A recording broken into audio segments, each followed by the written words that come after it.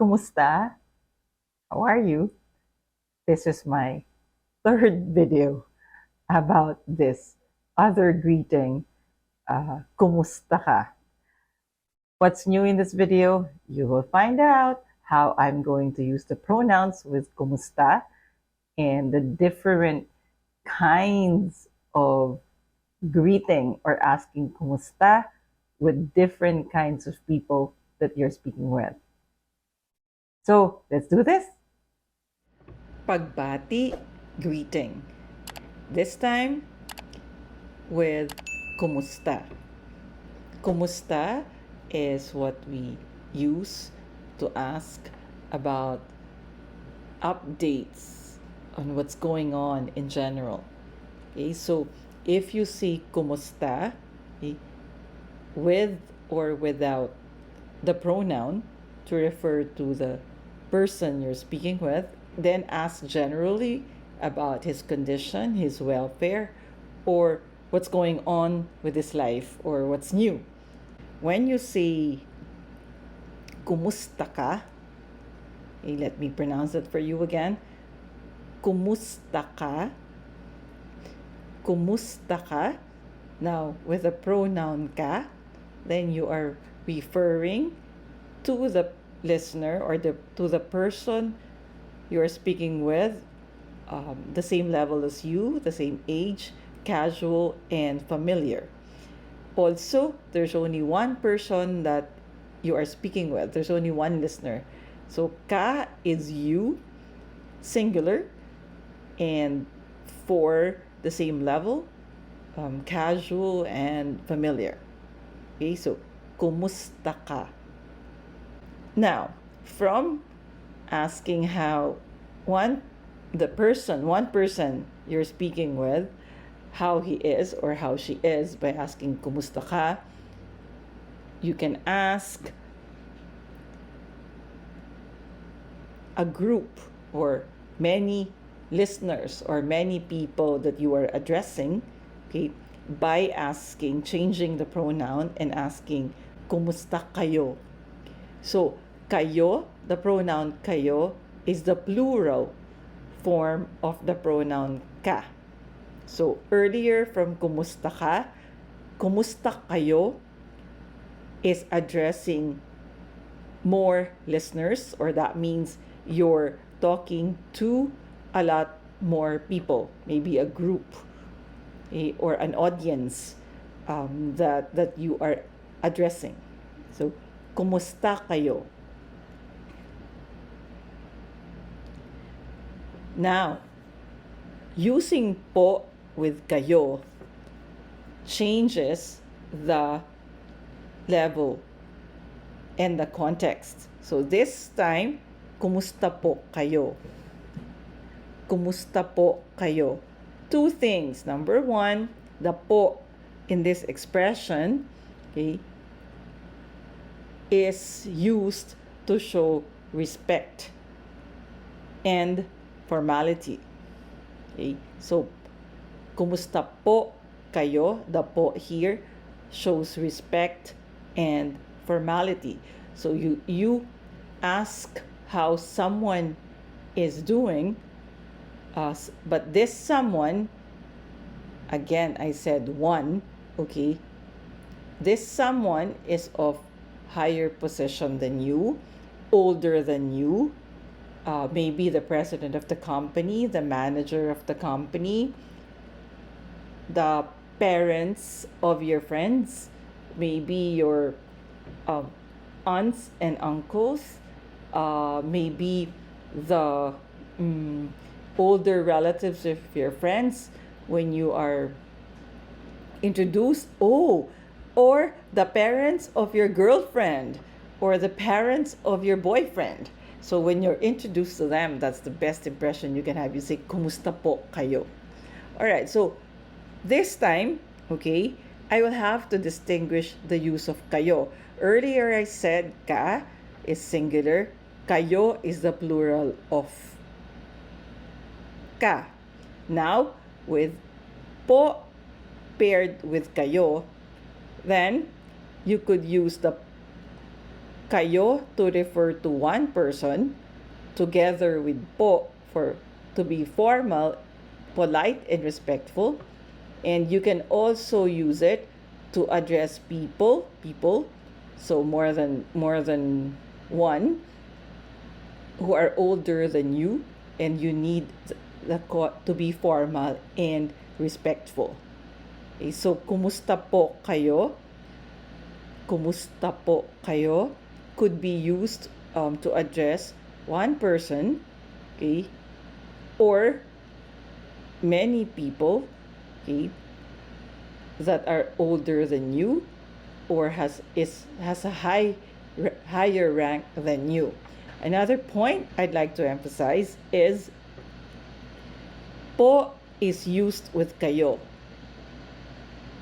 Okay, po is used with kayo, but po is not used with ka.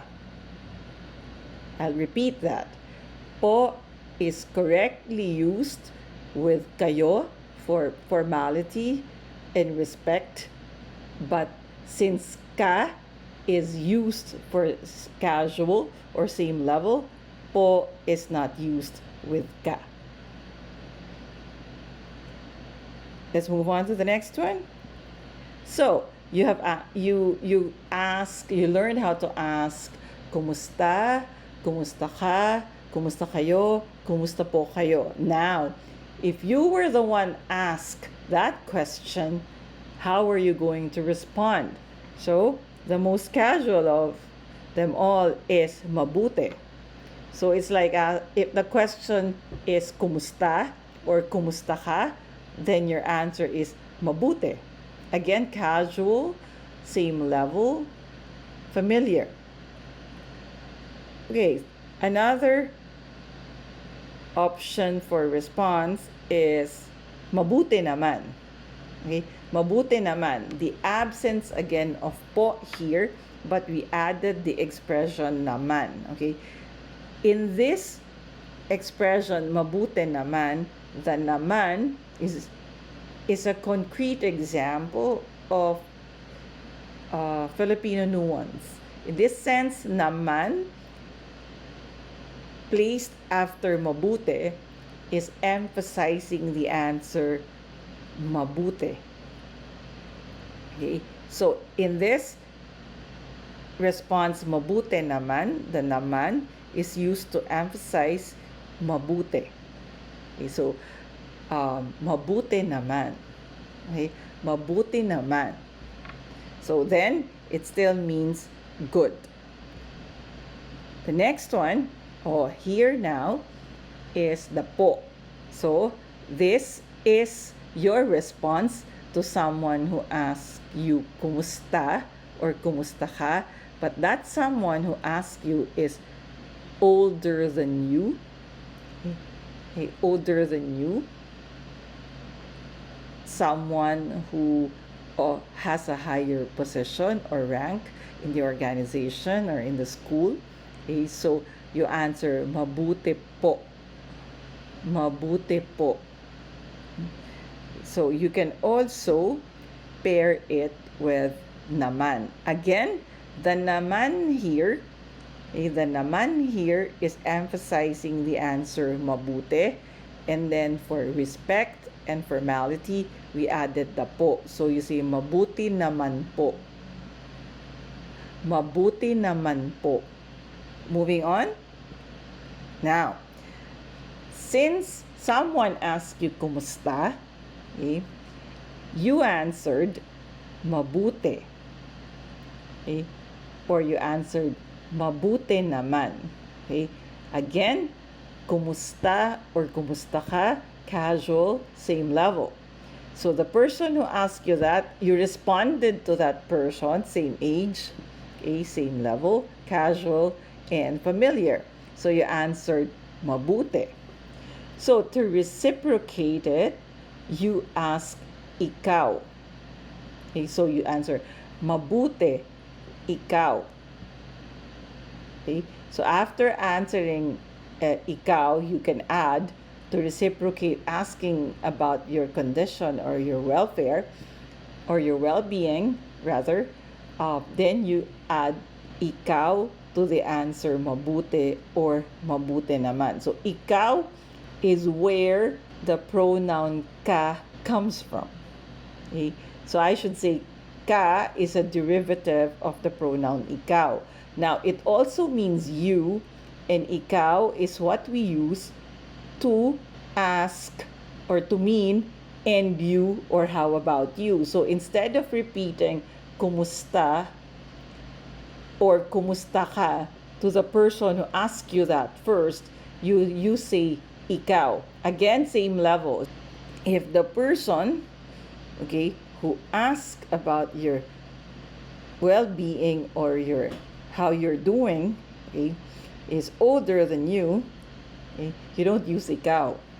Or if the person who asked you first how you're doing is um, has you need to be formal and respectful with that person, you should use kayo and not ikaw.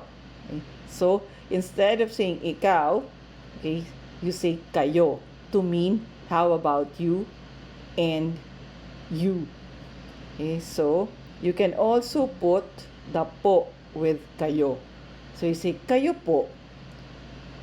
Kayo po, how about you, sir or ma'am? So the person who asks you kumusta ka is older than you. Okay, maybe the person who has a higher position in the organization older than you, or any person that in that context demands formality and respect. So you don't use ikaw, you say kayo, and you can add the po. So kayo po.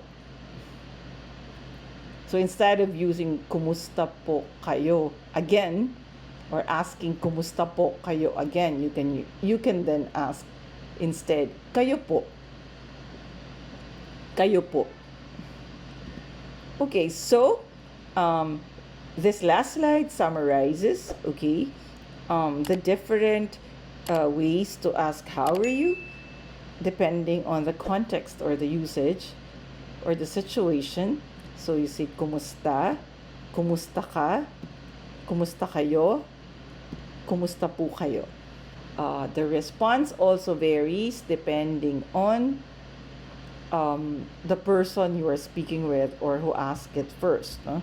So you can see mabuti, ikaw, mabuti naman, ikaw, mabuti naman, kayo, or mabuti naman, kayo po. Now, in this video about kumusta or asking how are you, it's very important to distinguish or to master, for that matter, the differences in context of ka,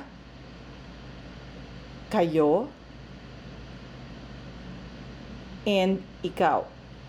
So you have to be able to master the difference between ka, kayo, and ikaw. If you would like to know more about the Filipino pronouns, okay, there is a separate video that presents all the pronouns in Filipino, how they are pronounced, and what they mean. There is also another video about the pronouns used in example sentences. Kumusta? Did you learn something about the video? How about it's your turn to ask me how are you? Oh, in Filipino. So I'd like to see if you would ask me kumusta ka or kumusta po kayo after you watch this video in the comment section. Thank you for watching.